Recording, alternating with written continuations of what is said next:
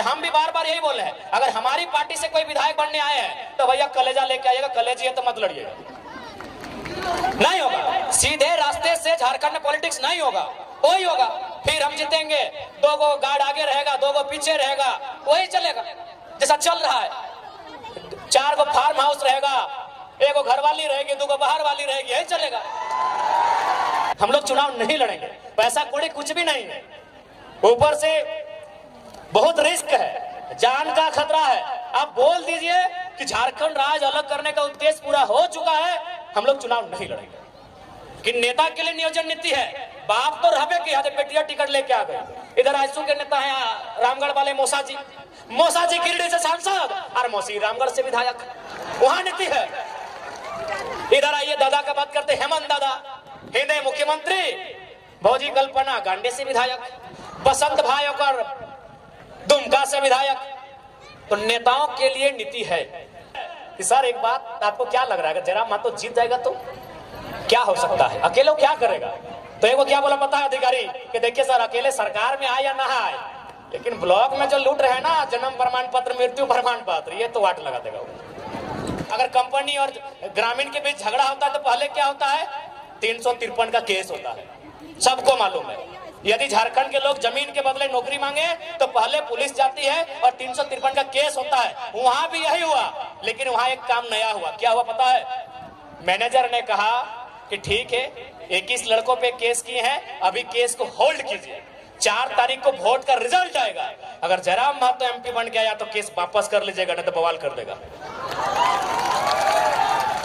ये फेंक नहीं रहे, पता कर लीजिएगा, चंद्रपुरा का प्लांट सामने है, बोकारो जिला में पड़ता है। और जैसे ही हम 4 तारीख को चुनाव का रिजल्ट आया, चुनाव में हमारी हार हुई, केस 5 तारीख को तेनुघाट ट्रांसफर हो गया। बदलने आए हैं, मौका तो दीजिए ना। चुनाव लड़े थे तो हालत खराब था कि नहीं अभी केस मत बढ़ाइए, जयराम महतो जीत गया तो पता नहीं क्या करेगा। रामगढ़ में 2 गो फैक्ट्री है, बोलिएगा तो मजदूर लोग को लाके आपके सामने भाषण भी दिला देंगे। उनको बोला कि आप जाइए गिरिडीह लोकसभा, जबकि उन्होंने कहा कि नहीं सर हम लोग तो हजारीबाग लोकसभा के हैं, हमारा वोट भी हो गया है, क्योंकि हजारीबाग में 20 तारीख को वोटिंग था। हमारे नेता संजय जी भी आए हैं, उनको कहा कि नहीं आप गिरिडीह जाइए, गिरिडीह में आपके रिश्तेदार हैं, उनके घर रात रहिए और सुबह बोल के आइए कि जयराम महतो को वोट नहीं देना है, नहीं तो नौकरी में नहीं रखेंगे। कंपनी वाला लोग बोला कहे मालूम है न, उनको भी मालूम है कि जीतेगा गिरिडीह से, लेकिन हुड़का जब हजारीबाग में भी आके कर सकता है, ये जिगर रखता है। तो देखिए स्पष्ट कहेंगे, ये जो सिस्टम चल रहा है, इस सिस्टम से ना राज बदलेगा ना राज की तकदीर बदलेगी। इस सिस्टम में जब तक निर्मल जैसे नेता नहीं आएंगे, इस राज को नहीं बदल सकते हैं, आप नहीं बदल सकते हैं। अब वो आपको तय करना है, वो आपको तय करना है, ये राज्य आपका है। हमने अपने 2 साल का एक्सपीरियंस आपको कहा, बकायदा हमने कोयलांचल और कोल्हान में क्या काम मालूम है, हमने कोयलांचल और कोल्हान में तो वोट देने का बात ही नहीं किया। हम बोले नहीं हम लोग यहाँ तो विधायक संसद बनने का बात ही नहीं करेंगे। हमने कोल्हान और कोल्हांचल में एक ही लाइन कहा कि आप हम 2 हमारे 2 नहीं, तीसरे बच्चे को पैदा कीजिए, एगो को डॉक्टर बनाइए, एगो को वकील बनाइए, लेकिन तीसरा को बिरसा और निर्मल की तरह तैयार कीजिए, नहीं तो आने वाला दिन कोई आपकी नहीं सुनेगा। ये बात हमने क्यों कहा मालूम है? आप भी कहेंगे पढ़ा लिखा लड़का और ऐसा बोलते हैं। हमने ये बात तब कहा जब धनबाद जिला के पूर्व डीसी ने, डीसी यानी जिला का सर्वोच्च पदाधिकारी, उसने क्या कहा मालूम है? कालीचरण महतो नाम का एक आदमी जो भोली गांव का रहने वाला है, उसका जमीन जबरदस्ती कोई कब्जा कर रहा था। वो शिकायत लेके गया डीसी के जनता दरबार में। बताइए डीसी का क्या भर्सन था मालूम है? सुन के आप चौंक जाएंगे। डीसी ने कहा अरे तुम लोग का तो बहुत जमीन है, 2-4 एकड़ कोई ले लिया तो क्या हुआ? डीसी का बाप का जमीन था भाई। तब हमने मजबूरी में कहा कि कोयलांचल वालों, कोल्हान वालों, जब डीसी आपकी नहीं सुन रहा है, एसपी आपकी नहीं सुन रहा है, एलआरडीसी आपकी सुन नहीं रहा है, तो कौन बचाएगा? कौन बचाएगा आपको? इसीलिए अगर आप चाहते हैं अपना बचाव, तो एक वो बेटा या बेटी एक्स्ट्रा पैदा कीजिए। उसके नाम का राशन कार्ड नहीं होगा, उसके नाम का वोटर कार्ड नहीं होगा, उसके नाम का एडमिट कार्ड नहीं होगा, उसके नाम का आधार कार्ड नहीं होगा, वो निर्मल के रास्ते पर चलेगा। हो सके आपको सुनने में मजाक लगता हो, लेकिन आप ही बताइए ना दीदी, डीसी नहीं बोला कि हम नहीं मदद कर पाएंगे, जमीन उसका छीन लिया, डीसी मदद नहीं कर पाया, डिप्टी कमिश्नर, डिप्टी कलेक्टर, जो भी बोलिए, एक जिला का सर्वे सर्वा मदद नहीं कर पाया, तो कौन आपकी मदद करेगा? बीडीओ सीओ का हैसियत है भाई, एक डीसी आपकी मदद नहीं कर पाया। ये जीता जागता उदाहरण, कुछ महीनों का उदाहरण दे रहे हैं, तो सोचिए सालों से कितना हमारा कत्ल हुआ है, सालों से हमारे साथ कितना बेईमानी हुआ है, एक डीसी हमारी मदद नहीं कर पाया। तब हमने ये बयान दिया कि तीसरे बच्चे को जन्म दीजिए, एक को डॉक्टर वकील जो बनाना है बनाइए, इंजीनियर बनाना है बनाइए, लेकिन एक को तो भाई निर्मल महतो के रास्ते पे चलने बोलिए। कहा कि इंजीनियर बेटा क्या बोलेगा मालूम है कि ये माँ काहे लफड़ा में है, चलिए कलकत्ता में फ्लैट लेके रहेंगे, छोड़ दीजिए लफड़ा।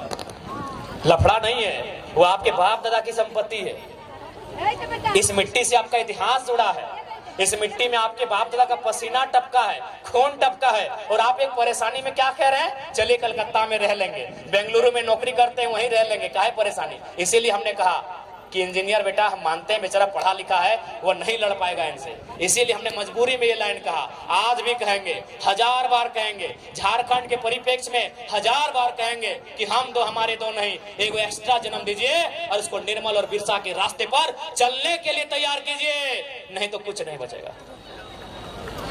अगर डाउट है तो रांची उठ के देख लीजिए, जाइए उस पहाड़ में चढ़िए और रांची का दृश्य देखिए। रांची में 4000 आदिवासियों की हत्या खाली जमीन विवाद में हुआ है तो 3 गो एसपी है, एसएसपी है, सिटी एसपी है, ग्रामीण एसपी, क्या उखाड़ लिया। एगो डीसी भी था छवि रंजन, नोट छाप के चला गया, कौन मदद करेगा? हम साफ कहते हैं, हमको डर नहीं लगता है।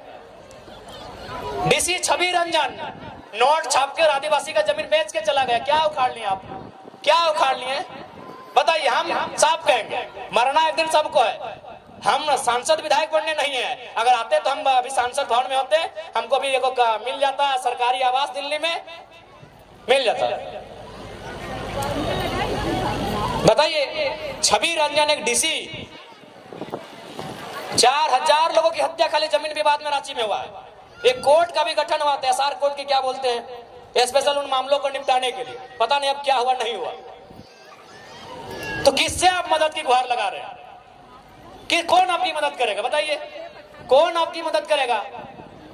अरे भाई डीसी छवि रंजन डीसी थे, पूजा सिंघल आईएएस थी, अरे वो आपको लूटने के लिए यहाँ आई है, तो किससे मदद की अपेक्षा रख रहे हैं? या तो 2 ही रास्ता है, विधानसभा के भीतर अच्छे लड़कों को भेजिए जो फौलादी हैं, जो बहादुर हैं, या तो निर्मल बनिए या तो बिरसा बनिए, कोई रास्ता नहीं है।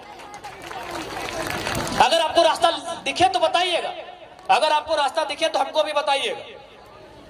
मजबूरी में एक पीएचडी करने वाला छात्र मास्टर ऑफ आर्ट्स इंग्लिश से हम भी फर्स्ट क्लास पास किए हैं, लेकिन आज हम ऐसा बात बोलते हैं तो लोग बोलते हैं तुम 20 उगल रहे हो। भैया मजबूरी है, 2 साल पहले हम लोग भी क्रिकेट फुटबॉल खेलते थे, 2 साल पहले हम लोग भी क्रिकेट फुटबॉल खेलते थे, मेला घूमने जाते थे, दोस्तों संग मूवी देखने जाते थे।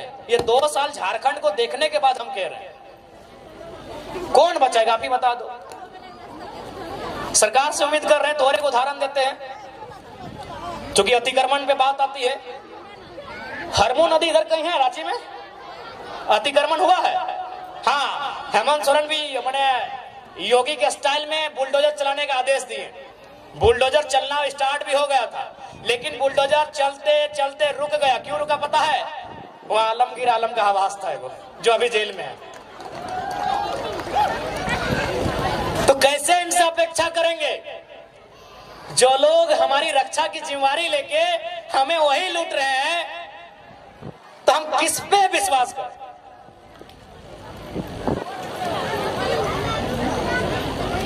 इसलिए आज आपसे करवत प्रार्थना है, और फिर से वही सवाल है कि यदि झारखंड राज्य अलग करने का उद्देश्य अगर पूरा हो गया है तो बोल दीजिए इस भीड़ में से, हम लोग चुनाव नहीं लड़ेंगे, पैसा कौड़ी कुछ भी नहीं है, ऊपर से बहुत रिस्क है, जान का खतरा है। आप बोल दीजिए कि झारखंड राज्य अलग करने का उद्देश्य पूरा हो चुका है, हम लोग चुनाव नहीं लड़ेंगे। हो गया है क्या? हो गया है?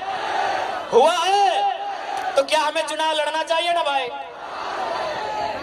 कहीं अगर उद्देश्य पूरा हो गया तो हम लोग क्यों टांग अड़ाएंगे? जो चला रहे चला रहे, चलने दीजिए।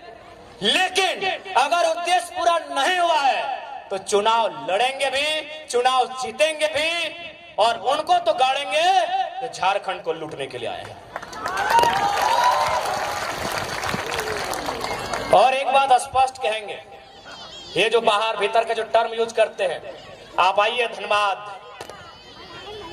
3 बार सांसद कॉमरेड ए.के. राय बने। आज धनबाद के कोई गांव नहीं है जहां उनको पूजा नहीं जाता है। वो हमारे राज्य के नहीं थे, लेकिन उन्होंने अपना सर्वस्व इस राज्य के लिए निछावर कर दिया।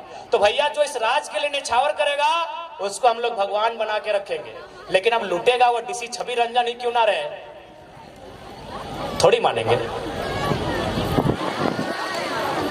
इसलिए आप सभी से हमारी अभिलाषा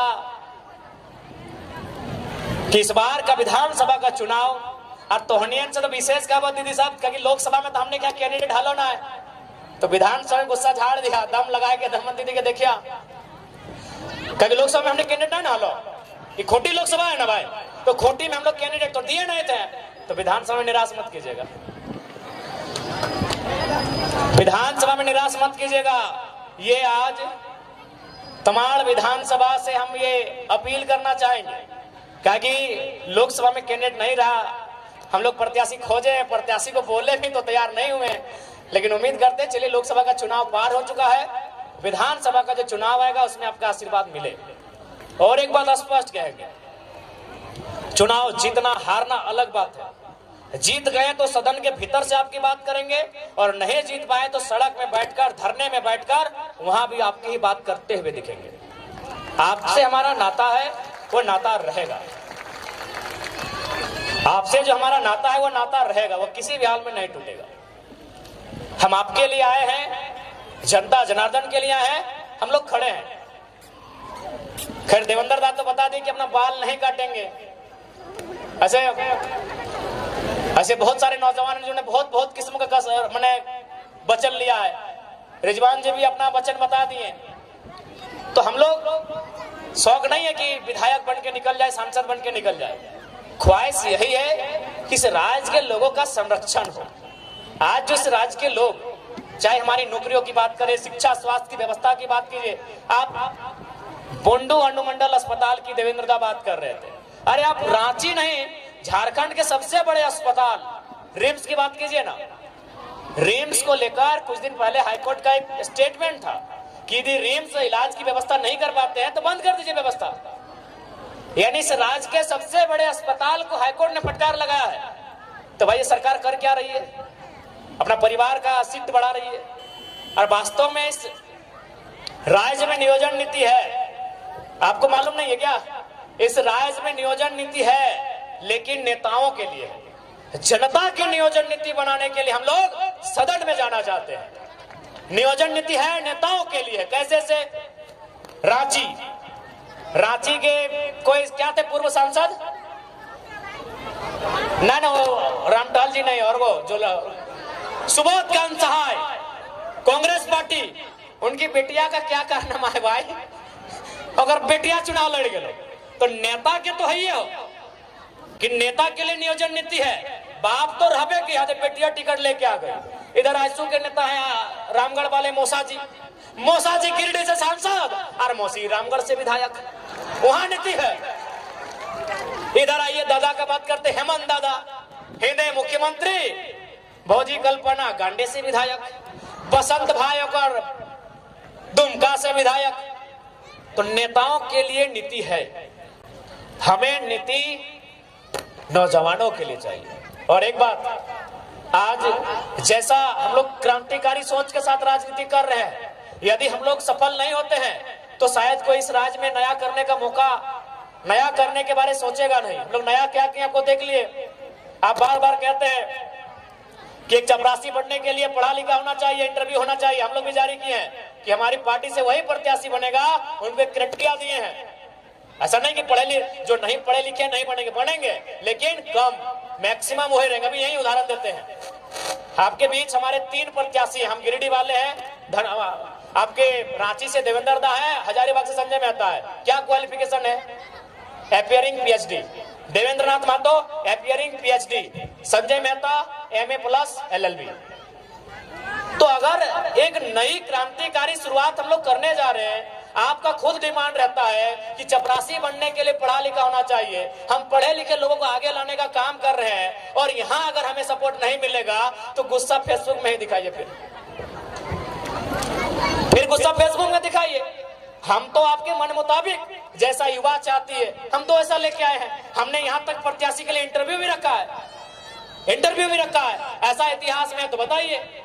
हमारे पार्टी से जो भी प्रत्याशी बनेंगे उनका इंटरव्यू लिया जाएगा, ऐसा इतिहास में नहीं हुआ। तो अगर हम लोगों को सपोर्ट नहीं मिलेगा तो नो डाउट अगर हमारा मनोबल कैसे उठेगा।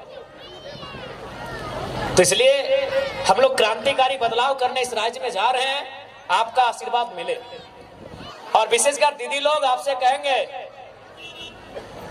दीदी लोग आपसे भी कहेंगे कि अबरी अगर नो डाउट आपकी भूमिका बहुत ज्यादा है, आपकी भूमिका तोहनी के भूमिका ये खातिर ज्यादा हो ना, तोहनी के काम ज्यादा हो, तोहनी काम ज्यादा पता हो, काहे कि सब जो एक घुमंतु लगो, घुमंतु यानी घूमे वाला, एक घूमते घूमते बुंडू में को चाय दुकान में बैठ गलो, नेताजी मिल गलो, एक कप चाय पिया दिलो, एक बार पियले तो कल धट एक बार ना चाय पिया ले, एकरा भोटवा नहीं देबे, फिर सांझे भेटाई गेलो, कल अच्छा चाहिए पी ले, 2 बार 3 बार पीते पीते दिल में घर बन गेलो कि यार 3-4 बार चवा पिया दिले नेतवा में, एगो भोटवा दे दहिए, टेक्निक कंफ्यूज हो जाते हैं।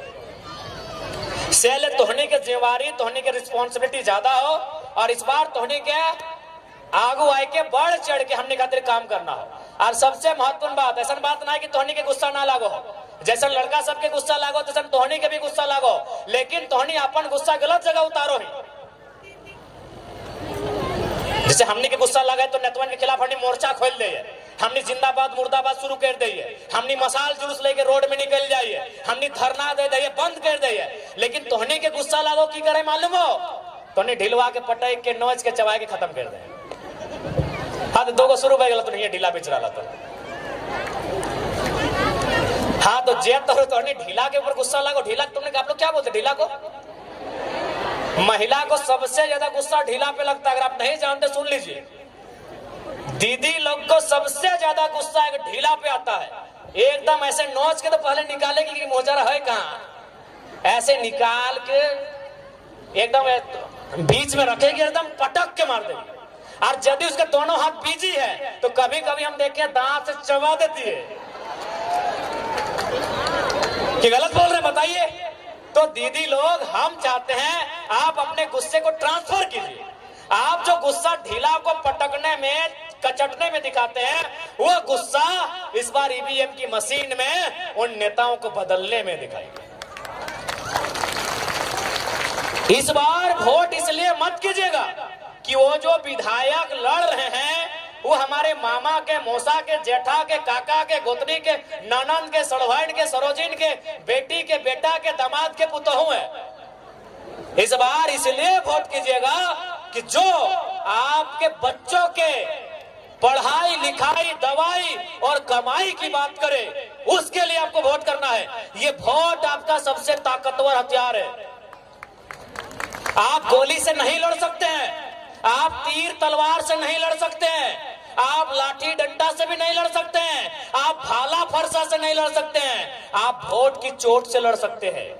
आप वोट की चोट सही जगह लगाइए, अगर सही जगह वोट की चोट लगेगी तो प्रखंड में भी गलत करने वाले लोग डर के रहेंगे कि गलत नहीं कीजिएगा, जनता ने इस बार तगड़ा नेता चुन के भेजा है। तो चलिए इसी बीच आपको एक प्रखंड की भी कहानी सुना देते हैं। गिरिडीह जिला का एक प्रखंड, वहां एक दिन बैठे हैं 2-3 गो जेई और अधिकारी लोग, सीआई वगैरह, और क्या बोल रहे मालूम है कि सर एक बात आपको क्या लग रहा है, अगर जयराम महतो जीत जाएगा तो क्या हो सकता है, अकेले क्या करेगा? तो एक वो क्या बोला पता है अधिकारी कि देखिए सर अकेले सरकार में आए या ना आए, लेकिन ब्लॉक में जो लूट रहे हैं ना, जन्म प्रमाण पत्र, मृत्यु प्रमाण पत्र, ये तो वाट लगा देगा।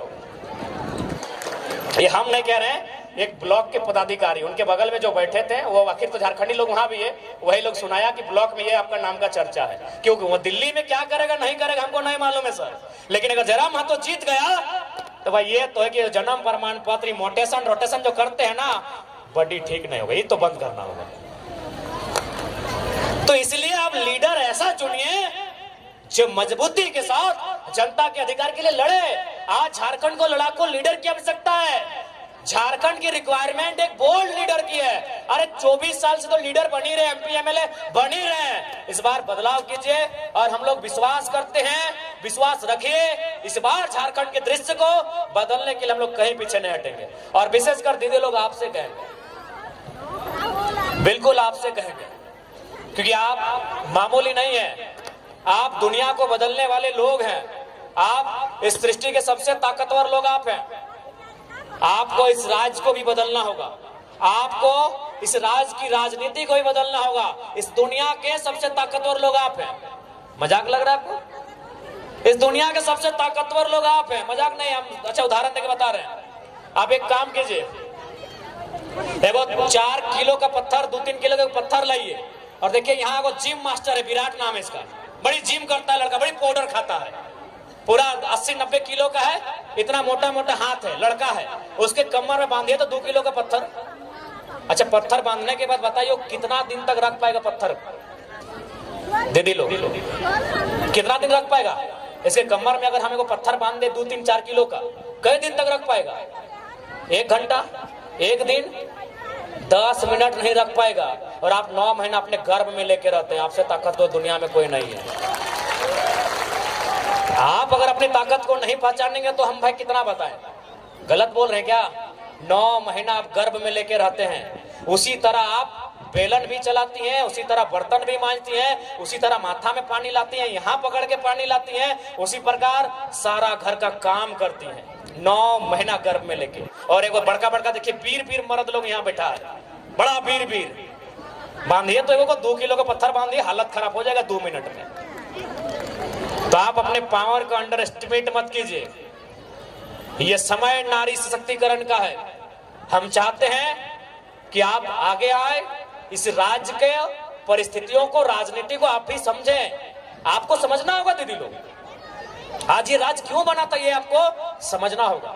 आज निर्मल दास से लेके शेख भिखारी से लेके बिरसा भगवान तक की शहादत क्यों हुई इस राज्य में, ये आपको समझना होगा। ये राज्य क्यों बना ये आपको समझना होगा। ये राज्य हमारे लिए बना था। ये राज्य इसलिए बना था कि सरकारी नौकरियों में ज्यादा से ज्यादा मौका हमें मिलेगा। ये राज्य इसलिए बना था कि इस राज्य में हमारे लिए उन्नति का रास्ता खुलेगा। लेकिन आज देखिए हम कहाँ।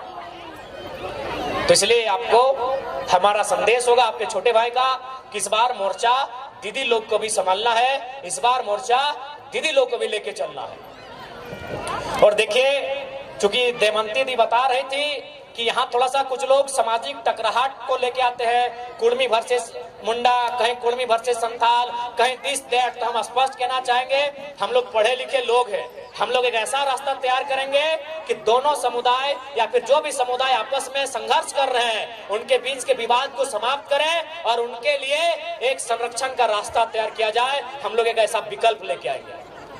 देखिए, जहां समस्या है वहीं समाधान है, जहां समस्या होती है वहीं समाधान है। इसलिए इस बात को भी हम लोग तय करेंगे एक बेहतर तरीके से। ये जो समस्या आज राज्य में आई है, कुर्मी वर्सेस आदिवासी, इस समस्या का भी समाधान पढ़े लिखे नौजवान है इतनी बारीकी से और इतने महीन तरीके से करेंगे कि विवाद भी समाप्त हो जाएगा और उनको उनके अधिकार से, उनके हक से, उनके गांव से किसी प्रकार से ना बेदखल किया जाएगा, उनको संरक्षण दिया जाएगा। इसके लिए कहीं ना कहीं हमें आगे आने की आवश्यकता है, हमें चीजों को समझने की आवश्यकता है। और सबसे महत्वपूर्ण, विधानसभा लोकसभा के भीतर ऐसे कानूनों पर चर्चा करने की आवश्यकता है जो एक विवाद नहीं, संरक्षण लेकर आए, एक समाधान, एक उपाय लेकर आए। और विशेष ज्यादा नहीं, चलिए समय हो चुका है। काफी ग्रामीण क्षेत्र है और काफी दूर दूर से लोग आए हैं, तो उन्हें जाने में भी असुविधा ना हो, इसलिए हम लोग जो मैसेज लेके आए थे, जो संदेश लेके आए थे, आप तक पहुंचाया। सीएनटी कानून को समझिए। तो सीएनटी कानून में क्या कहता है कि आदिवासी, मैं आदिवासी पे ही बात करता हूं, कि एक आदिवासी का जमीन एक आदिवासी खरीदेगा, एक आदिवासी का जमीन आदिवासी खरीदेगा, लेकिन उसी थाना में। चलिए उस समय थाना था, जिला बन गया है, या फिर हम प्रखंड मान लेते हैं। चलिए हम ऐसे कानून में क्या है नहीं मालूम है, हम सपोज दैट जिला ही मान लेते हैं कि एक आदिवासी का जमीन उसी जिला उसी प्रखंड के आदिवासी को खरीदना है। तो हेमंत सोरेन तो रामगढ़ जिला के थे, दुमका में काहे खरीदे? तर्क से बात कीजिए, ऐसे हवा हवाई बात नहीं करेंगे। ये इसका मतलब वो बिरसा भगवान खुद नहीं मानते हैं।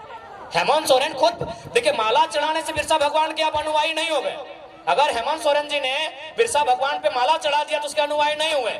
वो चाहते क्या थे?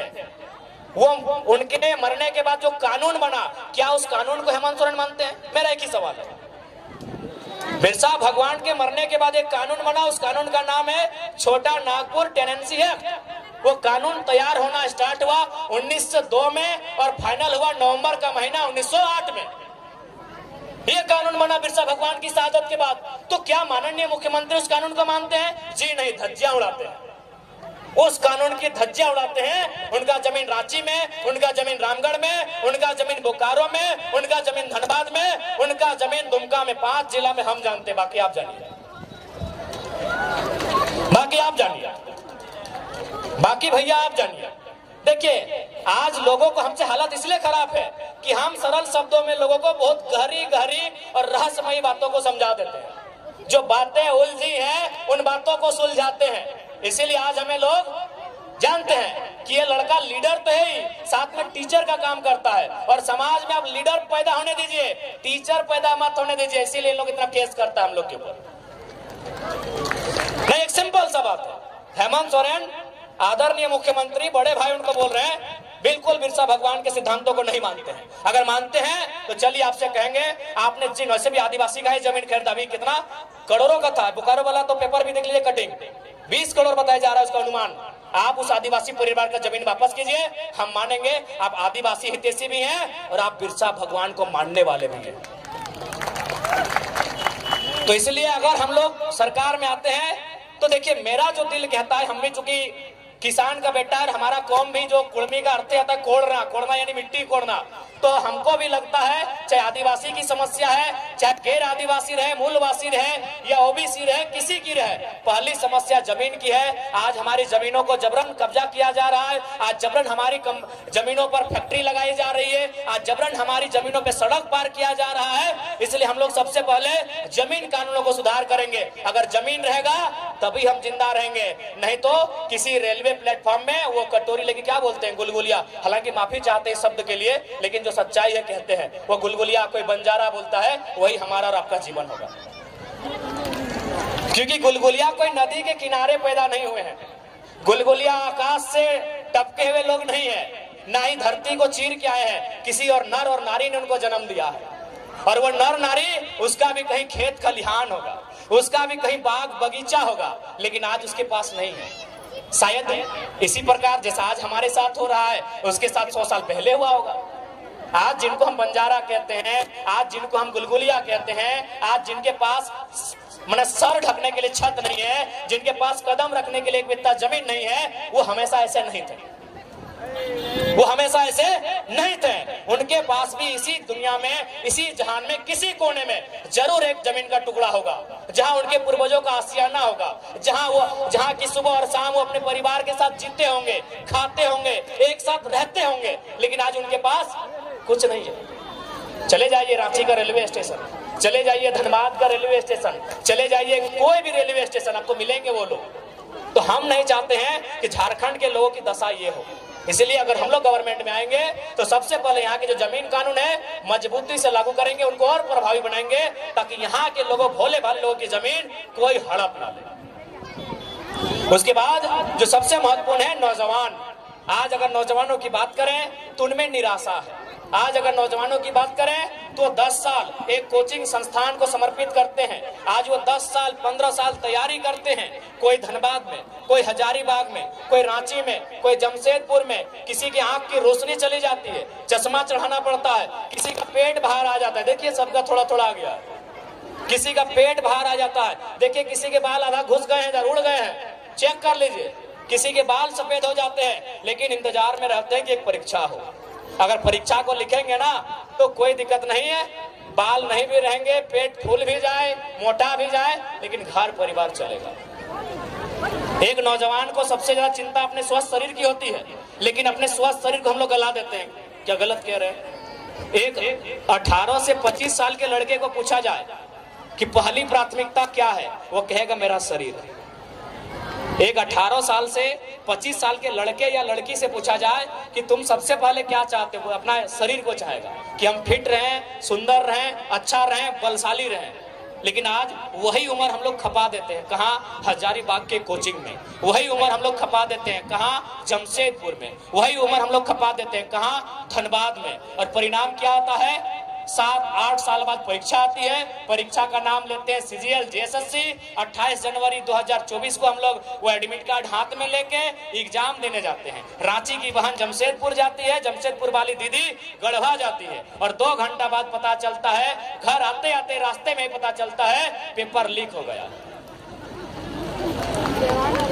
पेपर लीक हुआ है। चलिए, पेपर लीक हुआ था उससे तो समझ सकते हैं कि दोबारा पेपर ले सकते हैं, दोबारा एग्जाम होगा। लेकिन पेपर लीक 27 लाख में हुआ था।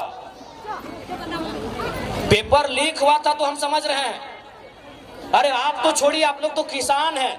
यहाँ सरकारी नौकरी करने वाले हम पुलिस वाले भैया लोग को देख रहे हैं। पुलिस वाली दीदी बैठी है, इन्हीं से पूछिए क्या अपने बेटा या बेटी के लिए 27 लाख में कोई पेपर खरीद पाएंगे? इन्हीं से पूछिए, सरकारी नौकरी करते हैं हम, और अपनी बात नहीं करते। हम तो गरीब किसान के लोग हैं।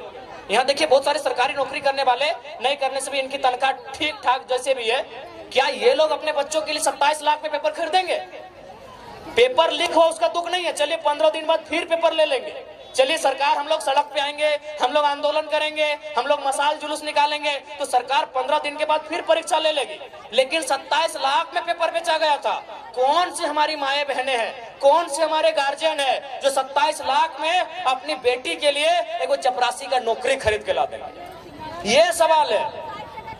कौन सी हमारी दीदी है जो 27 लाख रुपया खर्चा करके अपने बेटे को एक दरोगा बनाएंगे? है हिम्मत क्या?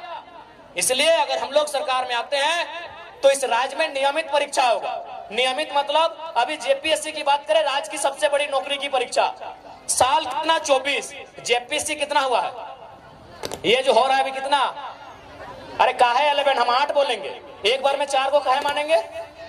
मतलब 6 के बाद 7, 8, 9, 10 आप बोल दिए दिन को। वो कहते हैं ना कि राजा ने कहा रात है, मंत्री ने कहा रात है, संतरी ने कहा रात है, रानी ने कहा रात है, जनता ने भी कहा रात है, जबकि ये सुबह सुबह की बात है।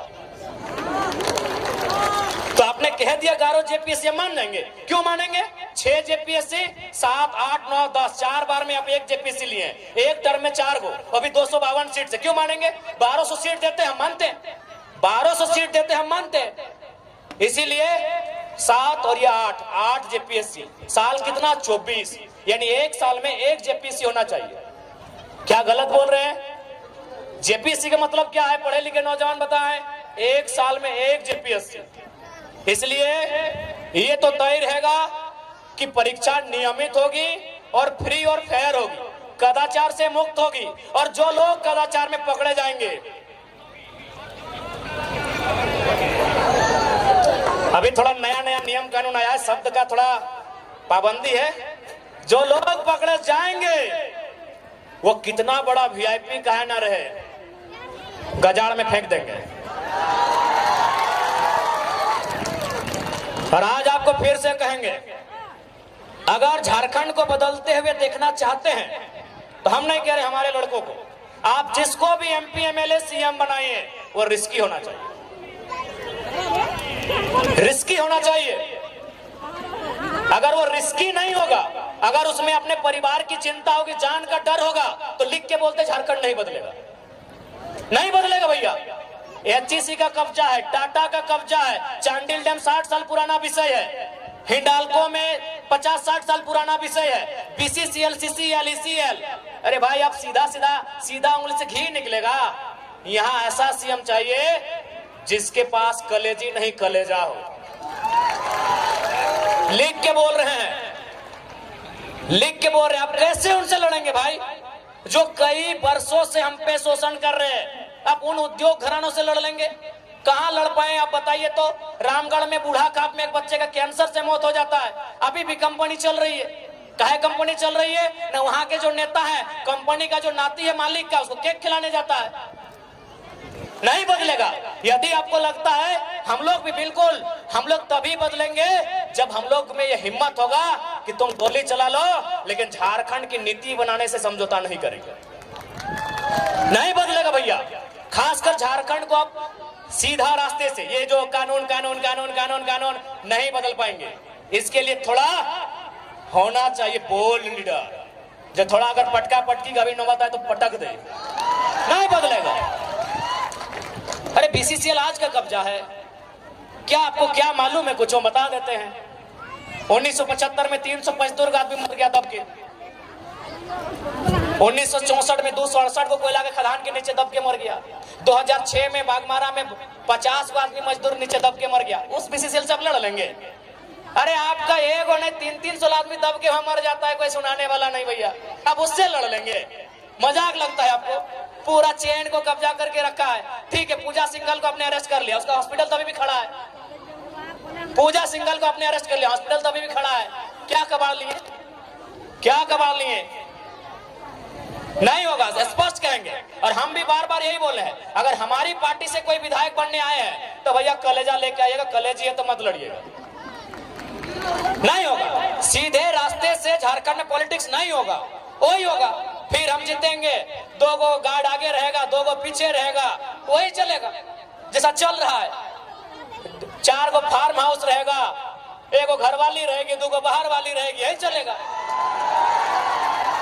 इससे ज्यादा नहीं बदलेगा। लिख के बोल दे रहे हैं, अगर कलेजा है तो ही बदलेगा। और विश्वास कीजिए, हम लोग बदलेंगे। एक छोटा सा उदाहरण देते हैं। चंद्रपुरा में प्लांट है, CTPS उसका नाम है। वहां एक प्लांट आया।